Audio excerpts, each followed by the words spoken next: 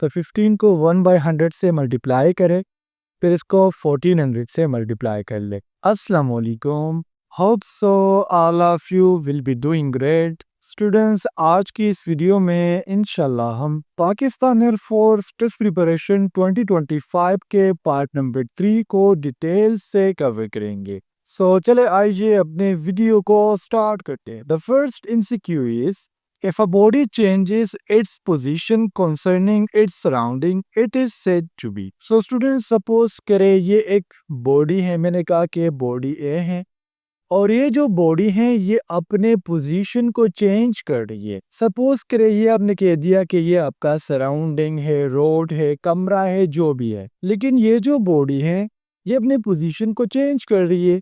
पहले ये बॉडी यहाँ पर थी, थोड़ी देर बाद जब आपने ऑब्जर्व किया तो ये बॉडी यहाँ पर आ गई थी।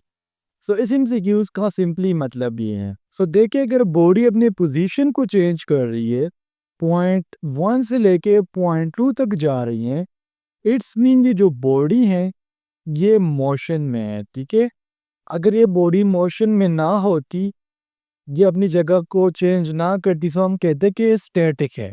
लेकिन चूंकि सराउंडिंग के लिहाज से अपने पोजीशन को चेंज कर रही है, सो दैट्स व्हाई हम कहते हैं कि ये बॉडी मोशन है। Q number 2 is G is called. So यहाँ पर स्टूडेंट्स बेसिकली जी छोटा भी आ सकता है और जी जो है ये कैपिटल भी आ सकता है। दोनों का जो मतलब है वो है ग्रेविटेशनल कांस्टेंट। आप लोगों ने स्टूडेंट्स एक फोर्स के बारे में पढ़ा होगा जो होता है ग्रेविटेशनल फोर्स। ग्रेविटेशनल फोर्स क्या है, सिंपल उर्दू में बताता हूँ। ये जमीन के अंदर एक ऐसी कुव्वत है कि तमाम बॉडीज को अपनी तरफ खींचती है। आप सपोज करें, आपने कभी देखा होगा जब आप बॉल को हवा में फेंकते हो तो थोड़ी देर बाद देखते हो कि वो बॉल दोबारा अर्थ की तरफ आ जाता है। अब रीजन क्या है कि बॉल वापस अर्थ की तरफ आ रहा है? इसके पीछे है ग्रेविटेशनल फोर्स जो बॉल को अपनी तरफ खींच रहा है और इसका जो कांस्टेंट है वो है जी। अब ग्रेविटेशनल कांस्टेंट की मैं आपको वैल्यूज बताने लगा हूं and it is very very important, आपके पेपर के लिए बहुत इंपॉर्टेंट है। अगर हम जी की वैल्यू की बात करें अर्थ के ऊपर, तो इसकी वैल्यू है 9.8 मीटर पर सेकेंड स्क्वायर। इसके अलावा एक पूछा जाता है मून के ऊपर। सो मून के ऊपर जी की जो वैल्यू है वो है 1.62 मीटर पर सेकेंड स्क्वायर। बाज़ औक़ात ये MCQs आ जाता है कि मून की जो ग्रेविटी है ये अर्थ से कितनी कम है, तो ये 6 टाइम्स लेस है as compare to Earth. Q number 3 is which one is different from the rest. अब आपको जो 4 ऑप्शन दिए गए हैं इसमें से एक ऑप्शन ऐसा है जो बकाया 3 ऑप्शन से डिफरेंट है। सो गिवन ऑप्शन में अगर हम काऊ की बात करें तो ये यहाँ पर डिफरेंट है बिकॉज काऊ यहाँ पर एक एडल्ट है और बकाया अगर हम बेबी की बात करें, कब की बात करें, कैटन की बात करें, ये छोटे बच्चों को कहते हैं। जिस तरह बेबी ह्यूमन का बच्चा होता है, कब टाइगर का बच्चा होता है और किटन बिल्ली का बच्चा होता है। MCQ number 4 is opposite of hostile.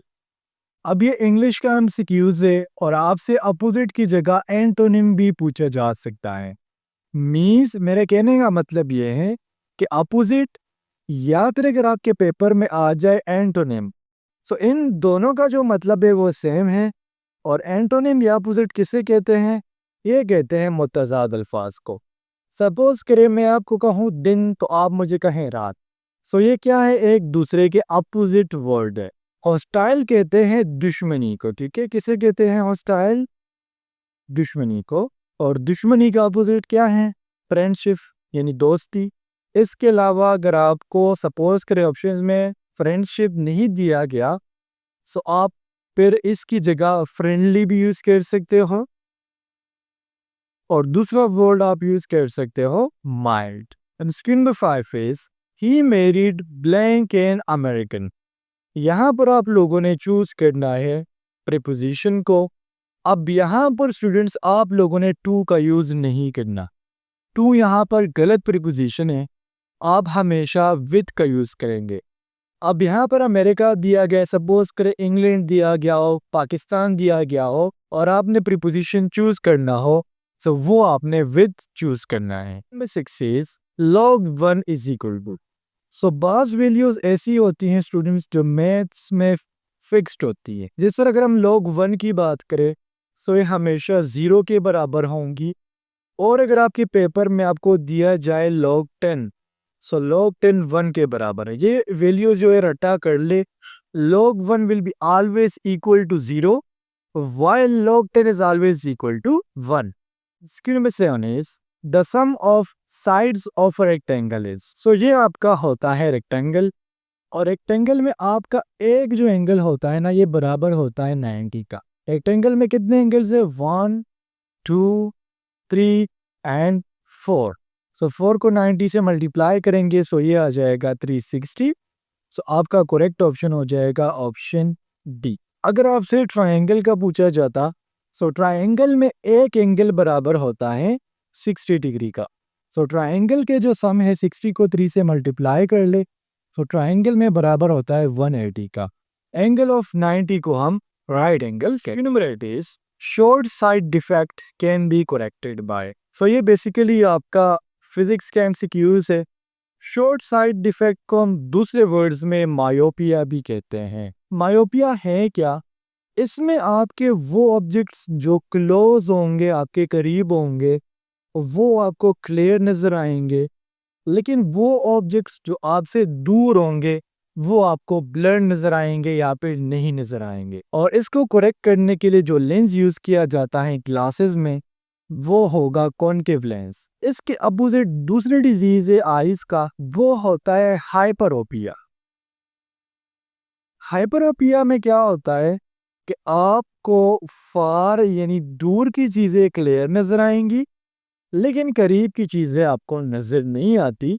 सो अगर आपसे हाइपरोपिया के बारे में पूछ लिया जाए तो इसके लिए जो लेंस यूज किया जाता है वो होता है convex lens. Number 9 is the sum of all form of molecular energy present in a thermodynamic system is called. So students, आपने कोशिश करनी है कि फिजिक्स में first law of thermodynamics and second law of thermodynamics को लाजमी पढ़िएगा। यहाँ पर बेसिकली टोटल एनर्जी के बारे में पूछा जा रहा है।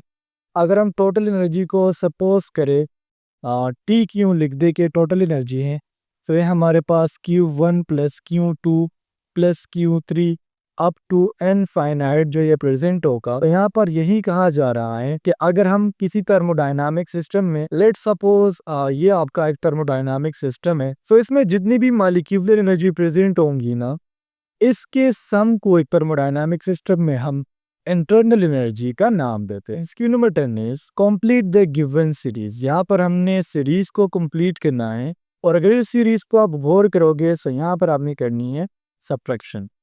कैसे करेंगे? अगर हम 6 में से 3 माइनस करेंगे तो आगे रिजल्ट लेके आ गया है 3। अगर आप 25 में से 4 माइनस करेंगे तो आपके पास आंसर आ जाएगा 21। Number 11 is two wires carrying electricity और covered with good insulator is called. Insulator होता क्या है? इंसुलेटर हमारे पास ऐसा सब्सटेंस होता है जिससे करंट पास नहीं होता। आपके पास गुड इंसुलेटर कौन सा है? रबर है, इसके अलावा प्लास्टिक है।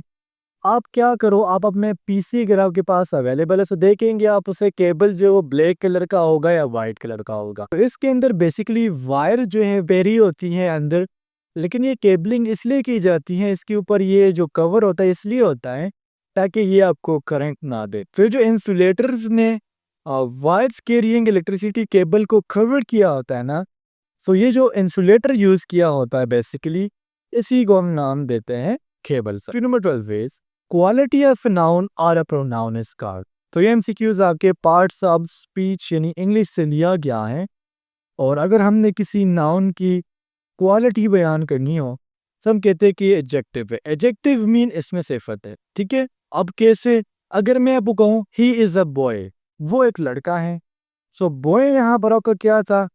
वो नाउन था। लेकिन क्या बॉय की हमने कोई तारीफ की? नहीं की। कोई खासियत बयान की? नहीं की।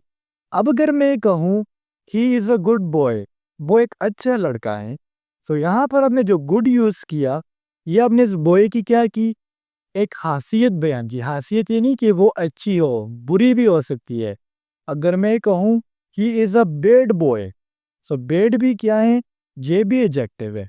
सब्जेक्टिव को आपने इस तरीके से आइडेंटिफाई करना है। Number 13 is he paid the dining bill blank credit card, यानी उसने अपना जो डाइनिंग बिल था वो क्रेडिट कार्ड से पे किया। तो यहाँ पर हमारा प्रीपोजिशन है। Number 14 is a man buys a cycle for 1400 and sold it at a loss of 15%. What is the selling price of that cycle?